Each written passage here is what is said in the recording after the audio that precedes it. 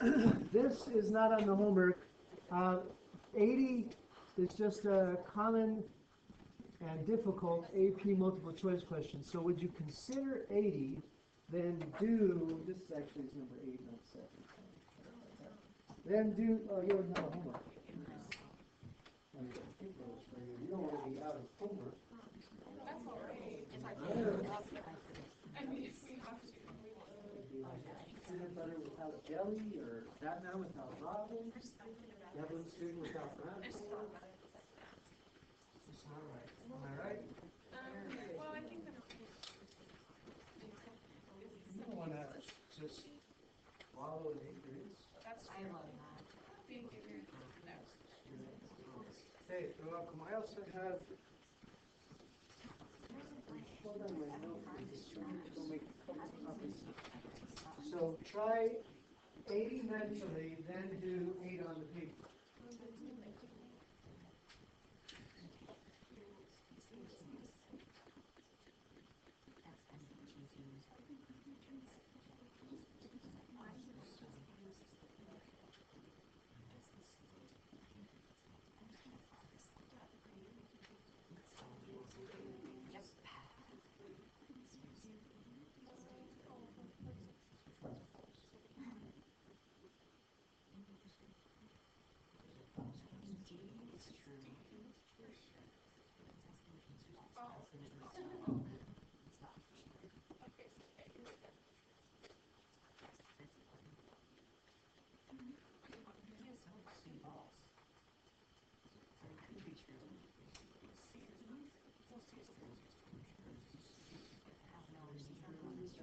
What do you say on 80? A, B, C, D, or E?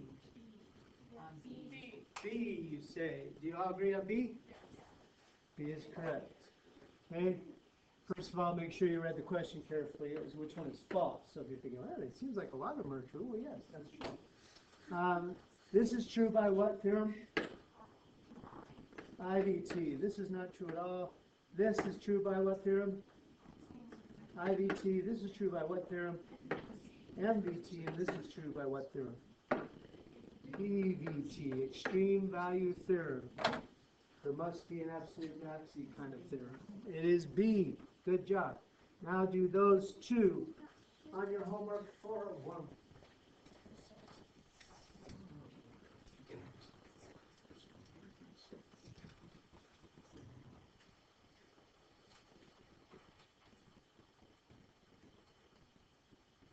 Second one's a little bit of a tricky question. See?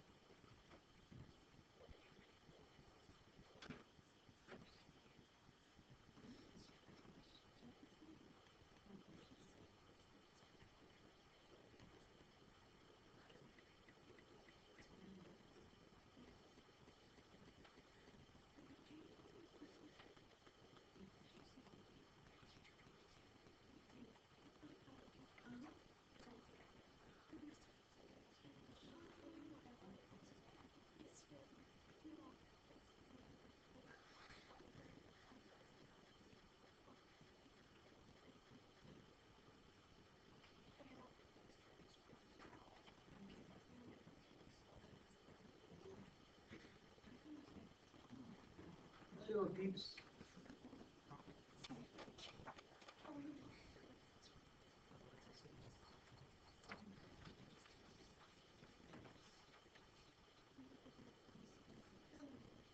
How is New Mexico?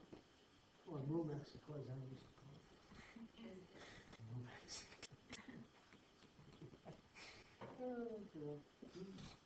New Mexico. One of them. It was good. The birthday was good. Good. Really? But the food is good, though, right? New Mexico food.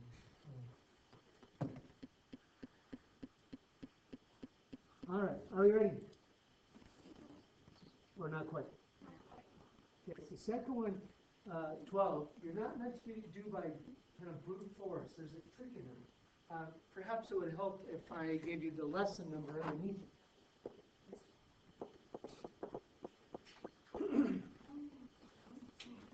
Well, that probably doesn't mean anything because maybe you don't have these memorized like I did. But that was logarithmic differentiation.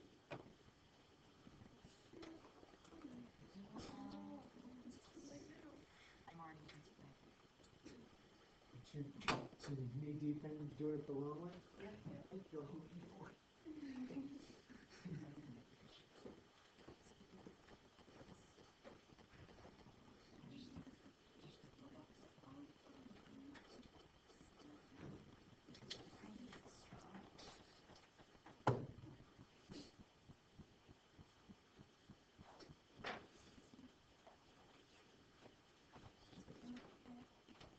Good job on the musical there, people. That was one, or not musical play, sorry. I don't think there's anything in it. Actually, there's music in the interludes, which I also did.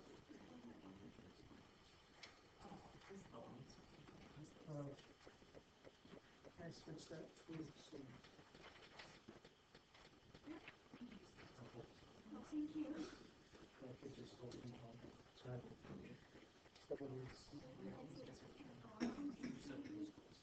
Yes, I wanted perfect. Oh, Do you no. want to measure these? Oh, no, the distance of the sun. Oh, The distance of the sun. surely not. By what, a millimeter?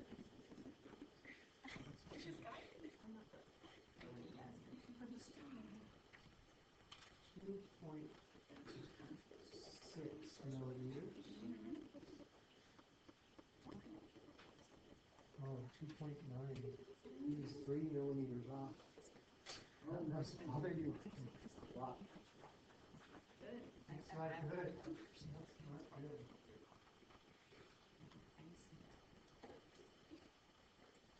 All right. Are we ready? Actually, let me do this. One is absent. That's close, so quick. Okay, here we go. All right. What are the three conditions for the mean value theorem? Or, sorry, Rayleigh, rather.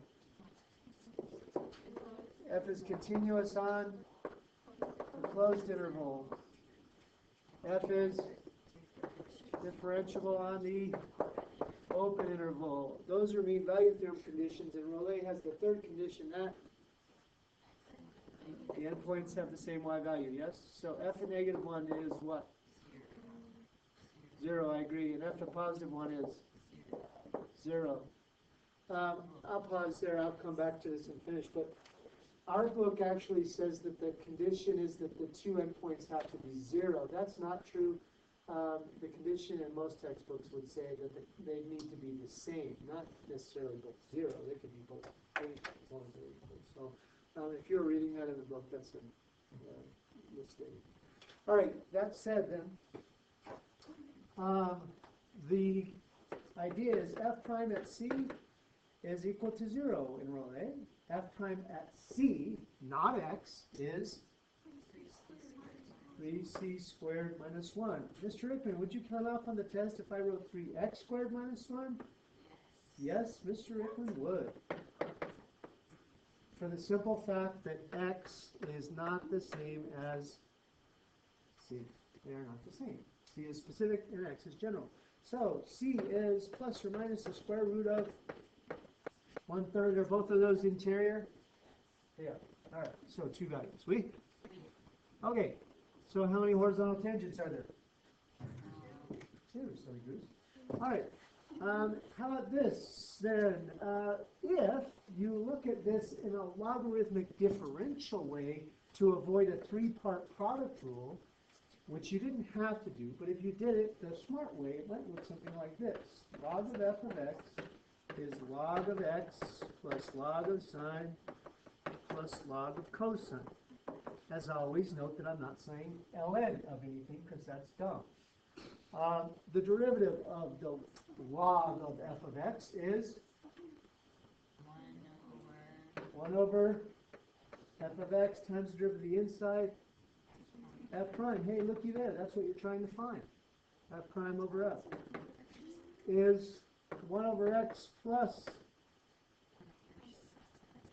1 over sine times cosine, which you could also definitely call cotangent, plus or minus? Minus 1 over cosine times the derivative of the inside, which is sine, which you could also call tangent. With me? Okay, are you down, people? All right, this lesson is fun. It's kind of like a puzzle. A lot of these problems are like little puzzles. And so I really enjoy this lesson. I know first and foremost from experience, students go, even an odd, I could do those in my sleep. I guarantee you there'll be one on this that none of you can guarantee. Okay? Actually, maybe one or two of you will be able to do it. But the chances are not good. It's hard. The odds of getting it right on that AP test were something like 14%, which is worse than random guess. Exactly. So now I'm worried I keep saying this. Yeah, I'm worried they're going to make this a strategy. So, oh, this is hard. I'll just guess. That's not a strategy at all. That's just silly. It's better odds is what I'm hearing. No, you don't know which one that is. You might be, no. All right. To demonstrate a function is even, how do you show it? When you put a negative in, you get the same as if you didn't put a negative at all. Give me, for examples, x squared, yeah, even. What else? Cosine, etc. Okay, good deal. The symmetry of an even function's graph. The symmetry on an even is symmetric about the y-axis. Okay. To demonstrate if a function is odd, you would show that when you put in a negative x, it results in the negative of the normal y value. The symmetry, give me some examples. Sine, x cubed, tangent, etc. Okay? Symmetry of an odd function's graph is about the origin. That's point symmetry, which is obviously different than line symmetry. You learned symmetry in pre-algebra. Do you remember the difference between point symmetry and linear symmetry? All right. Try this. Actually, what's an example of neither? I didn't put this in here, but I kind of wish I would. Give me an example of a neither function. It's neither symmetric about the natural log. Okay, what else? E to the x.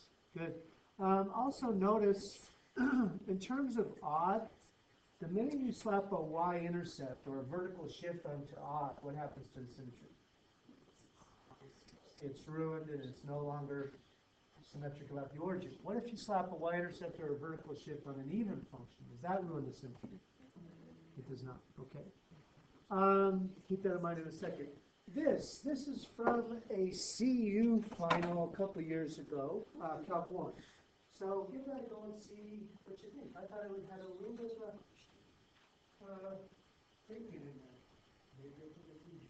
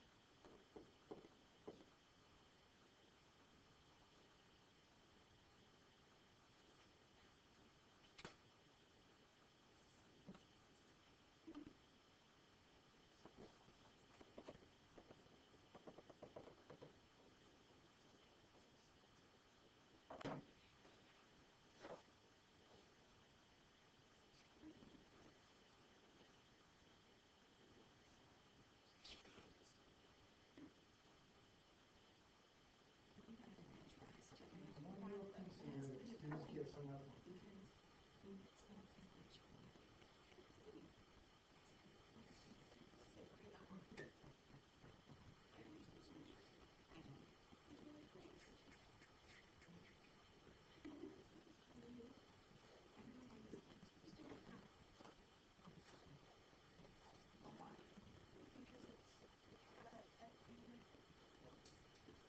Perhaps the part that might be hanging, I don't know.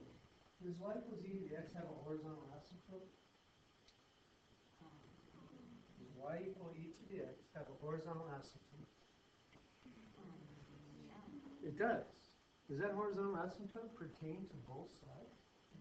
It does not. Does a horizontal asymptote have to pertain to both sides? It does not.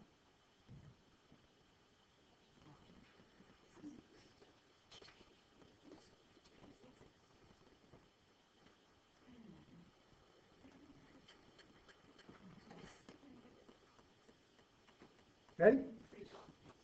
And actually, there are two possible answers to this. Are you ready, or another minute? I'm ready. Okay. So I have 3 points I know on the graph. 1, 2, -1, -2, and the origin. It has to go through the origin. It's odd, and they give you the derivatives there. So that'd be good. All right. From 1 to 2, it's increasing concave up. So something like this, yes? Except better. And actually touch that point. Hey, yeah, there you go. Sort of. Okay.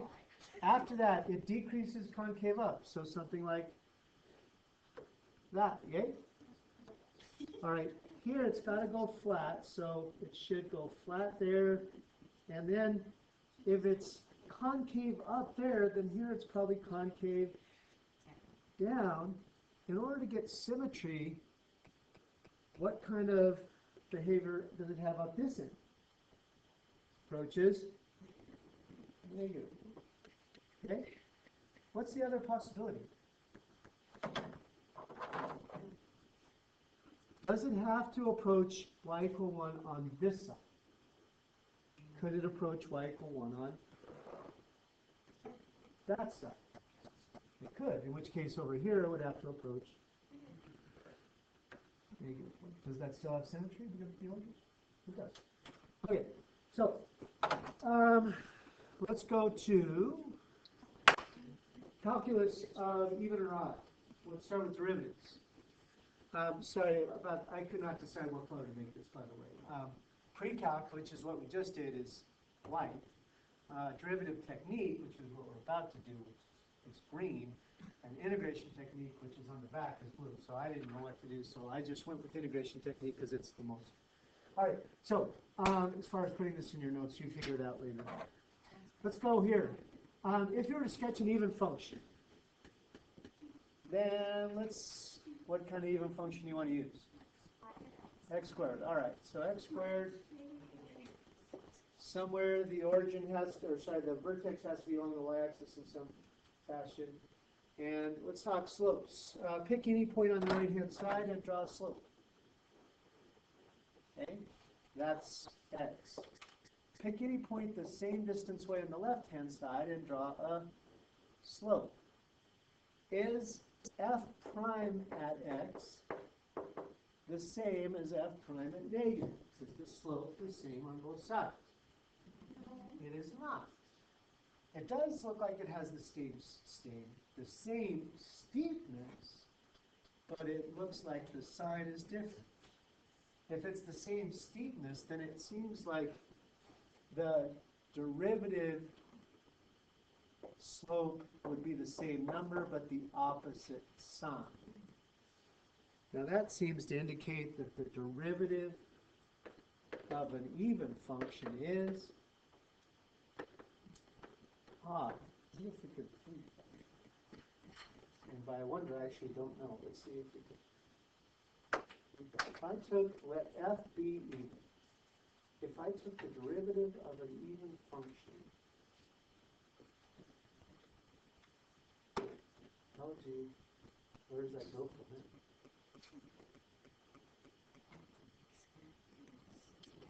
I feel like there's some way to get the negative in there in a proof that I'm not seeing. I'll think about that for a second. You think about it too. All right, we'll come back to that. I don't want to get hung up there because we have a lot to do. What according to the sketch is the relationship between the slopes? We did that, we're good there.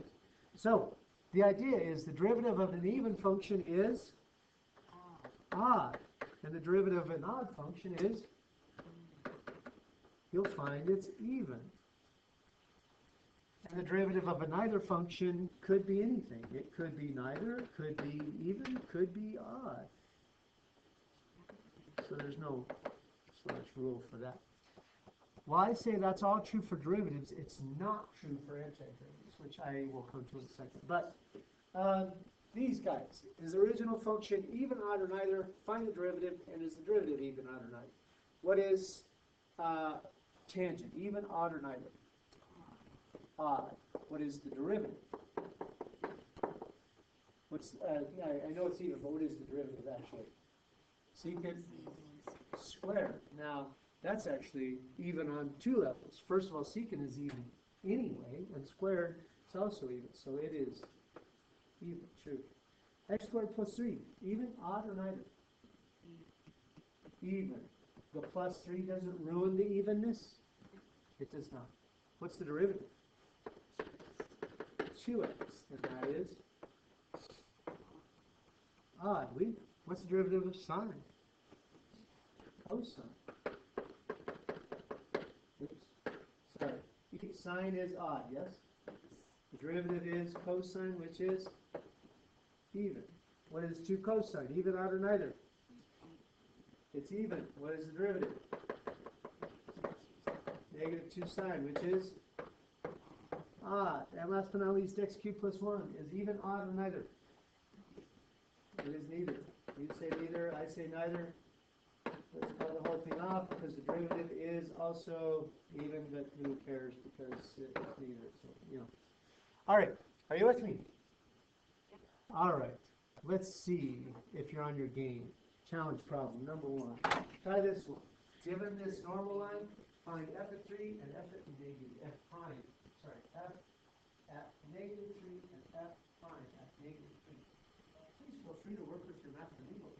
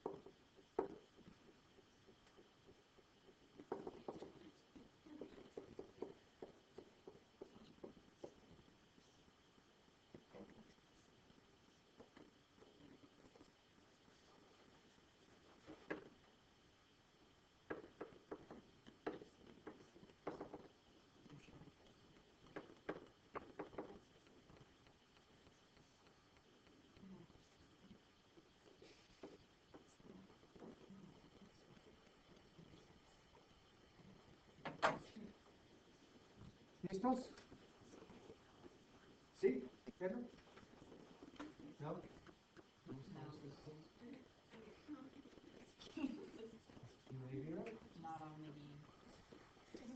Okay. This one, it's a little bit of mental hoops you have to jump through. f at negative 3. F is even, so f at negative 3 must equal f at 3. Okay, that seems like that would be easy enough. Unfortunately, they don't give us f.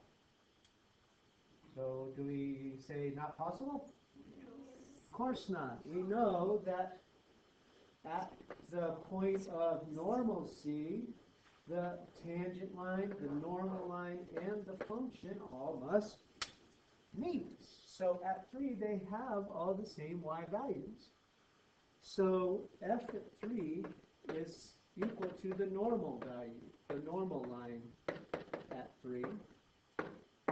And so you must have said something like y equals negative 2/3 times 3 plus 7/3. The normal line at x equals 3 is negative 2 plus 7/3 or 1/3. Did you win? You lost? All right, let's see if you took 2 losses then. I definitely did. That's the old winner's spirit. Okay, f prime at negative 3. F prime is odd because f is even, f prime is odd. So f prime at negative 3 should be the opposite of f prime at 3, right? Do you agree? All right. But what is f prime at 3? Well, f prime at 3, all I have is the normal slope at 3. If the normal slope is negative 2/3, the tangent slope must be 3/2. Doesn't that mean the derivative at 3 must be 3/2? And so if the derivative at negative 3 is odd, then it must be the opposite of this derivative, f prime, because f prime is odd. F prime at negative 3 should be the opposite of f at 3, so it's negative 3/2. Now, believe it or not, the good news is sometimes there's only so many permutations of answers. So sometimes you can get yourself all turned around and just say the right answer even though you really have no idea what you're doing. So that's good, I guess. It's not as good as knowing what you're doing, but something. Are you with me? Okay. Let's go to the integral side. Yay!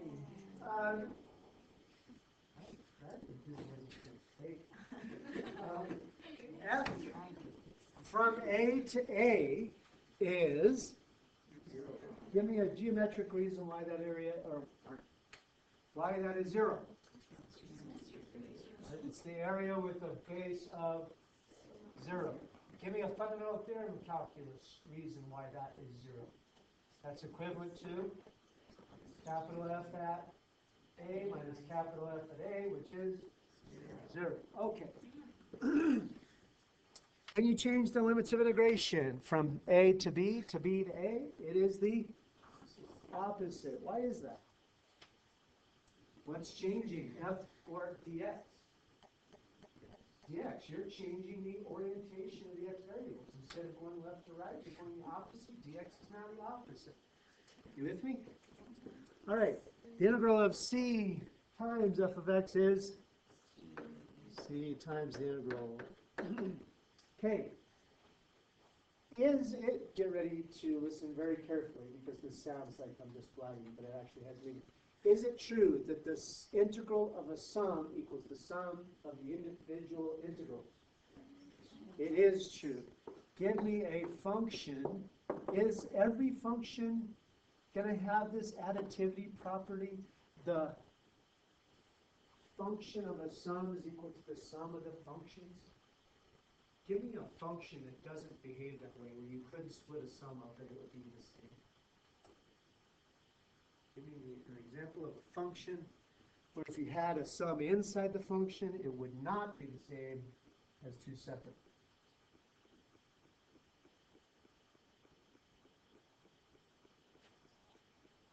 This is what we call wait time in the game.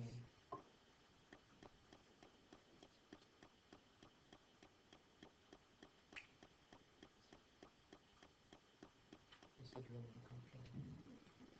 Come on, Hunter. No is not it, though. That is an answer, but that's not it. Give me a function that you couldn't split the sum and it would be the same. It's not mine.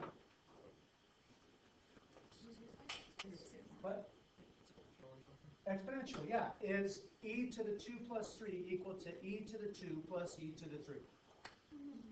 No. What about square root? Is the square root of 4 plus 9 the same as the square root of 4 plus the square root of 9? No. Okay, there are actually many functions where the sum cannot be split. This is definitely not true for products, not even in integrals. How about this? Additivity, the region from A to B plus the region from B to C is equal to the region from A to C. Alrighty.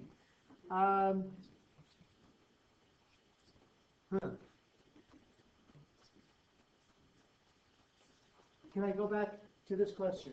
Forgot to talk about something. How many of you took AP Stat or are in AP Stat? Okay, so in a normal distribution, the Gaussian distribution is really what it should be called. Say the mean of the population is 100, like IQ scores. What's the probability, calculus-wise, of getting a person with an IQ of 100? Okay, so now you should say that the probability is 0. Because all of those probabilities you get under the curve, they are areas under the curve. And if you say, what's the probability of getting somebody with an IQ of 100? You're asking for the area under a curve from 100 to 100, which is 0, nothing. The probability of getting 100 is 0. That's theoretical, but truth be told, they go by whole numbers, so it's really more rectangles than a continuous curve. That said, move on.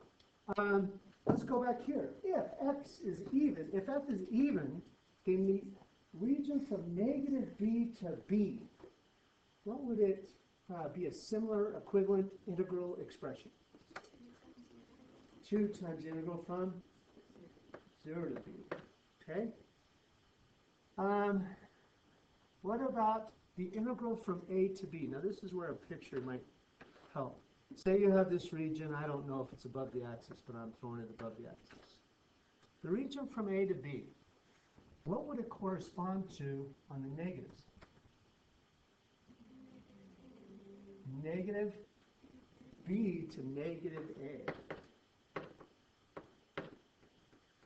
Okay, think a reflection. It would have to be negative B to negative A. Okay, good deal. What about if f is odd? Then the integral from negative b to b is 0. Yeah?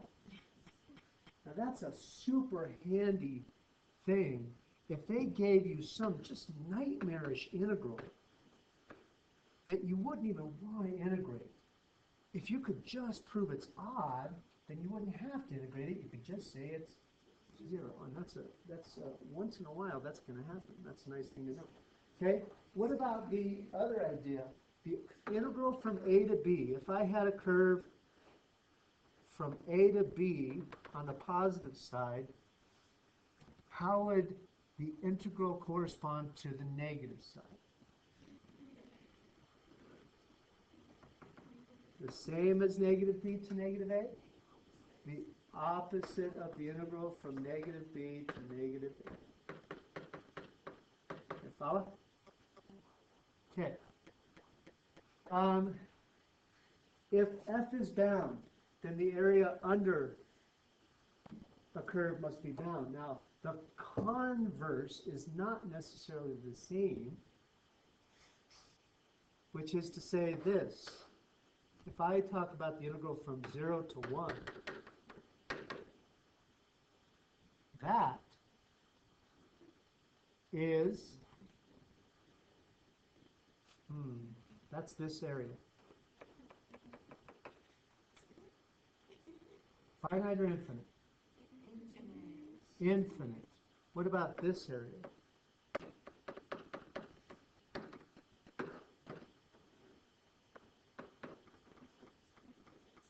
Finite. Finite. Infinite. Finite. That's what it is. I'm just saying it's true. We'll see. Okay, now, you will find that, but there's more. Okay. So you could actually revolve this and get revolutions, and sometimes the revolutions can have finite volume, but infinite surface area. In other words, you could fill it with paint, but you couldn't paint it itself. So cool. Oh, yeah. Look up Gabriel's horn. It's so cool. There's so many cool problems. But at any rate, we'll get there. Those are all improper integrals. My point is this. If f is bound, if f is finite, it has finite limitation to it, it doesn't grow infinitely big, then the integral under f also must be finite as well. You with me? That one's less abstract. So let's talk about some other smaller ideas. If the curve f is above the axis, then the area under f must be positive. Okay? Think of it like integrating from a to b, or yeah, it's visual. Okay, but you're fine. What if you had a curve f that was bigger than a curve g for all values on an interval? Then the area under f must be greater than the area under g. What if f was bound above and below by a lower bound and an upper bound? F was, you know that f was between two values. Then you would know the area under f must be between as well. We'll think about it as just trichotomy. If f is between, then the integral of f is between. So the integral from a to b under L is less than the area from a to b under f, which is less than the area from a to b under u. Okay, now then, these are the fun ones. These are so cool. First, I think I forgot to give you a value here. I think towards the end, do you have the integral from 0 to 5 of f, but you don't have what it's equal to? Yes. Yeah, it should be 7. The integral from 0 to 5, I neglected to give you. The area should be 7. With that, you should be able to do these problems. Talk it over. I will say this. This I don't have. I think I have a note on the box, or there's a box note down the bottom.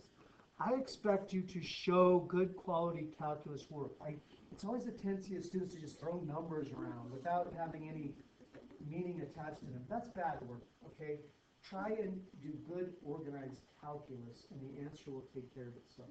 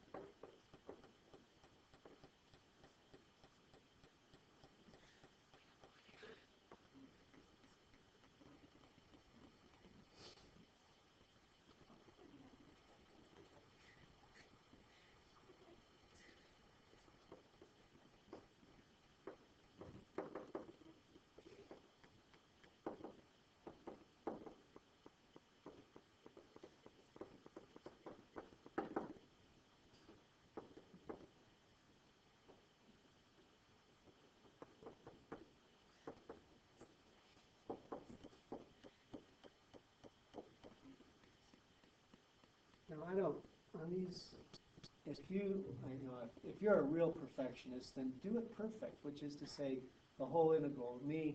You'll see that I kind of take some liberties. I often don't even write the argument f of x, I just write f. I don't write the differential dx. I just write the integral of the function. That I would be okay with.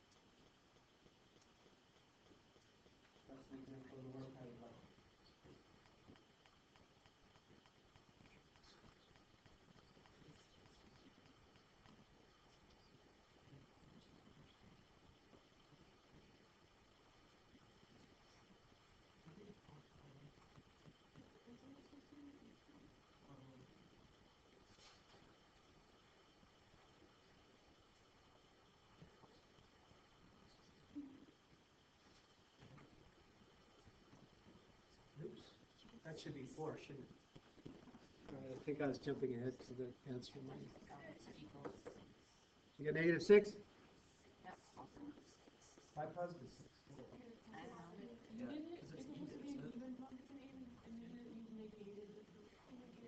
I negated it because it wasn't going lower, upward or lower.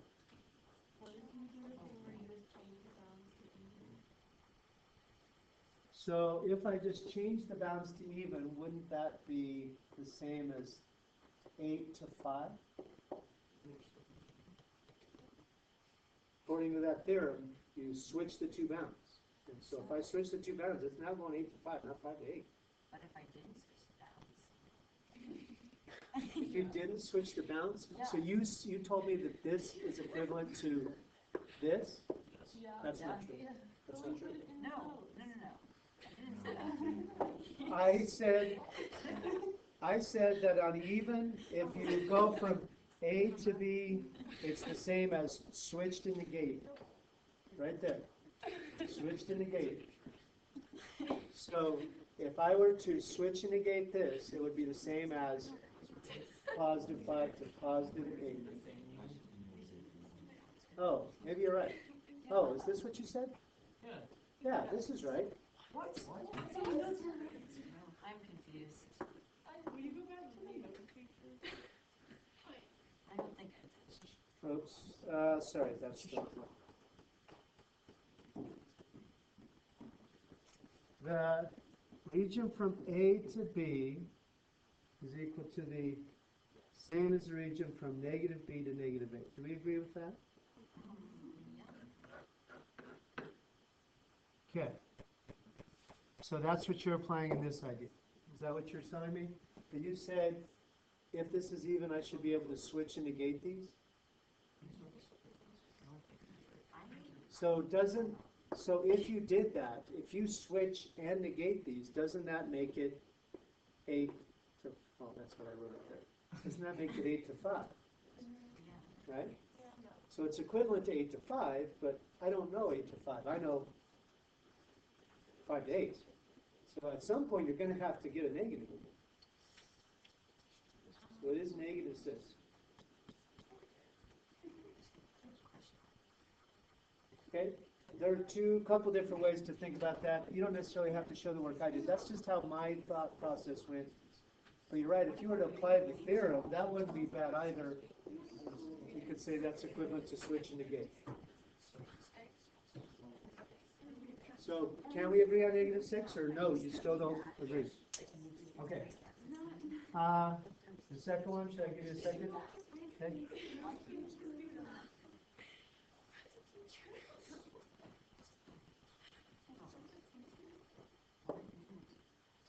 Again, there are a couple ways to think about this. I'm doing this more analytically than visually, but you could do this visually. Visually, it's just hard for somebody else reading it to follow.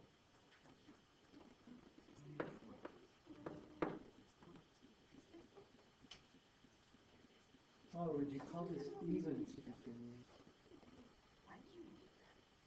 That second one, are you splitting it right away or calling it even right away? Call it even right away? I think that might be easier. Do you agree vertically shifting it does not ruin the evenness of it? So I think that's a good idea. I'm going to go to saying this is the same as 1 to 8 of f plus 2. And then I would split it. I can tell you this is one of the most common errors, is that people just say, okay, so I just do the 1 to 8 and a half and then I add 2. That is not the case. It is not just a 2. It's an area under 2 from 1 to 8. So you're not going to get a 2 here. You're going to get a 14 out of that. Okay, don't think it's just add 2 to the function, the area. So did you get something like 10 plus 14 or 24? Yeah? Okay, the last one is one of the great gotchas. I love it. If you can do this one, you are the champion.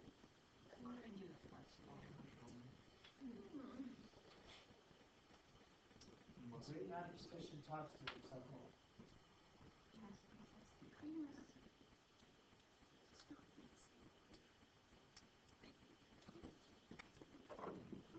I got it. This is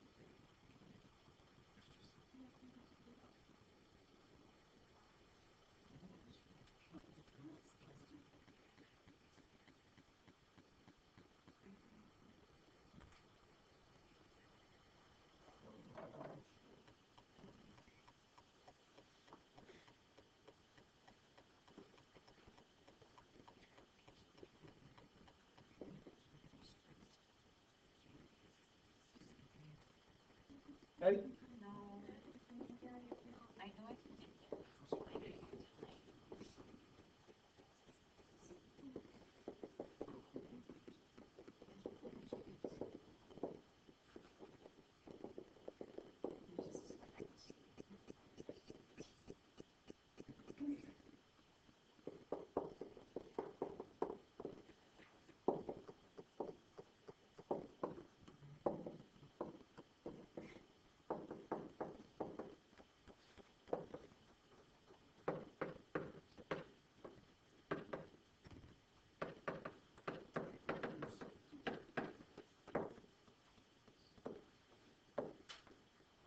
Oh, darn it.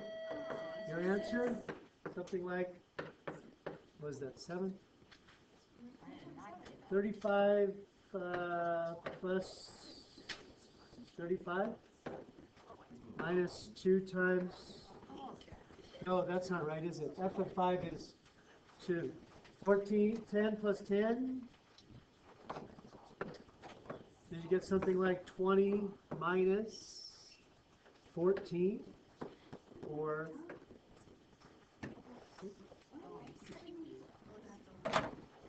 all right. Extra practice 85 obviously is not due today. We did not get to it, so we'll finish it tomorrow. Have a lovely day. If you have lots of questions on extra practice 85, come in and we'll go over it. We'll get you started. Buenos dias.